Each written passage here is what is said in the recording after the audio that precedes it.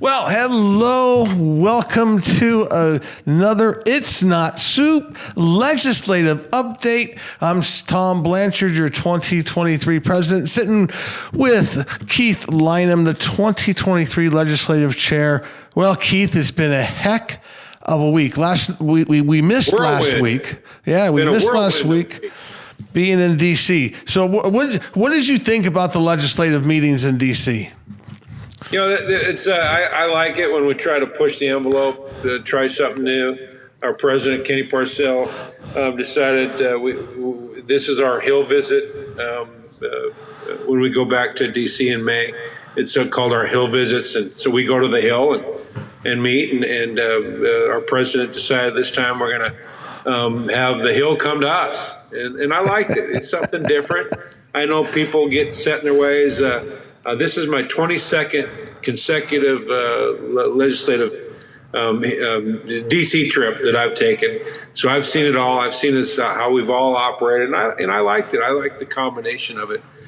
So what we did is we went to National Stadium, and there was 10,000 realtors, and it was a great event. We had the entire stadium. We got to go wherever we wanted, and then quite a few members of Congress. I don't think we've gotten a final number yet, but I know from Nevada, Congressman Horsford came and spent a few minutes with us, and it was a great trip. How about you? What did you think? Well, look, the idea, but the perception behind it is a lot of lobbying companies do specific events just for staffers, right? Because today's scheduler may be tomorrow's chief of staff, and they help build that relationship with those that are always going to continue to be there, right? Politicians come and go depending on how the elections go, but staffers, once they're in there, they're there forever, and it's always a great idea to have a great relationship with that staffer so that when we need to get our information or our message across, we have a limited time with our politician. We have plenty of time with that staffer, and that staffer has plenty of time with our representative. So it's always a good idea to make sure that everybody is well taken care of, and we build those relationships moving forward. Yeah, and those relationships are important. But we're fortunate in Nevada. We've got 5 elected officials on the federal level, and every one of them are great on our issues. Work with us on all of our stuff. Our call to actions are easy because they're usually almost 100% on the mark with us, and that matters. And that's one of the great things when we're out there is the release of the cancellation of the LLPA fee increase. Yep. That was announced while we were out there. And so we brought breaking news back to Nevada. Yes, we did. Now, here's the other thing. This week, legislatively speaking, here in the state of Nevada, they've got to get things out of committee by Friday to make the next deadline for bills. So I know we have Azim down there right now testifying on the home rule. I think it's is it SB 371 or AB 371? I can't remember, but it's one of those. So I think it's AB 371, but I could be wrong. I mean, and the idea for the home rule part is we wanted to give the different local jurisdictions the ability to decide on rent control themselves, which would be just a disaster to have, separate ways of doing it all over our lovely state. So hopefully, it's like the vacation rental.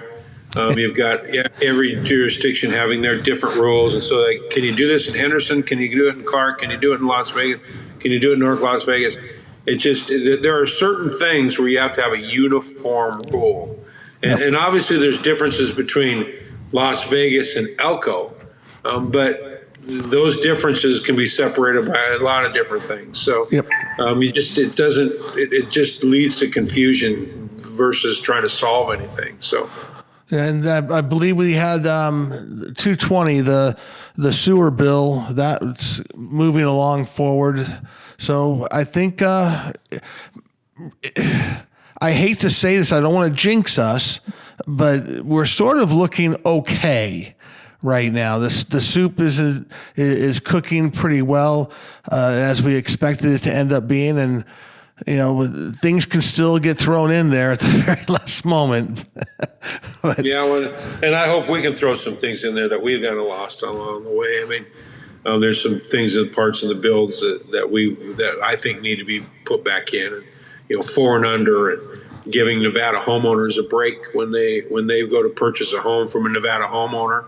The whole affordability and the whole landlord tenant thing gets solved when you have tenants that are actually able to buy a house. And I think it's worthy of a discussion to be able to give that guy that is selling a house to a Nevada resident a couple $1,000 on the average home for that real property transfer tax. There's the local municipalities see it differently. Well, yeah, it's because they think it's coming out of their pocket, and yet some of it they're proposing to take some of that money out that's already in there and putting into affordability housing. It's like programs that don't work.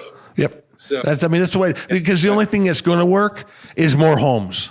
Right? Exactly. More homes is the only thing that can relieve us having this affordable housing issue. And quite honestly, coming back from the national thing in D.C., that's the same issue that all the other state presidents had, that we all had in common. We don't have enough homes, so therefore there's a higher demand, higher price. The affordability factor gets pushed out of the way. So more homes, better rents. Yeah, and just the ability for Nevadans to sell to Nevadans. I mean, that's the big thing, instead of hedge funds and everything else. So but that next week we'll start to talk about closing down the session and getting those final things in the hopper. How nice! I mean, look how fast this goes, right? Exactly. It's funny how we can end this with a Bishop here. It says we can close this thing out very smoothly. Until next week, Tommy. Yep. It's not soup until it's soup, baby. See ya.